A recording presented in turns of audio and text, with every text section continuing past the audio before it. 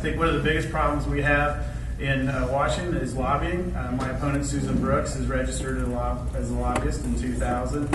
And I think once you've served as a lobbyist and received pay for forwarding a legislative issue, your motivations could always come into question. And so those are the two big things. It's an attitude. It's making proactive, doing proactive things to get along with both sides of the aisle, and the libertarians too. Thank you very much for being all inclusive. Thank you for conceding my victory already.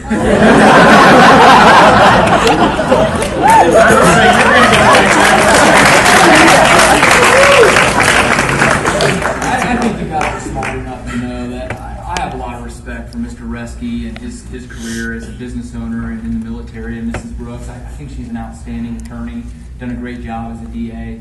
But you guys are smart enough to understand that sending someone else from the same two parties that are there and that are gridlocked with partisanship isn't going to change anything. Don't you honestly know that when they get there, Mrs. Brooks is going to fall into line with Mr. Boehner, Mr. Reski is going to fall right into line with Nancy Pelosi? I'm the only independent vote in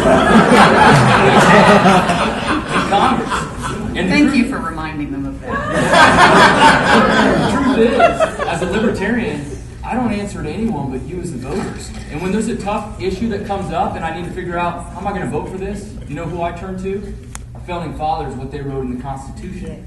And that's what we're going to do, is we're going to get back to the Constitution. The 10th Amendment says if it's not one of the 17 delegated powers of the Constitution, leave it to the states and to the people. And it's a leash on the federal government, and I'm going to be tugging on that leash every day.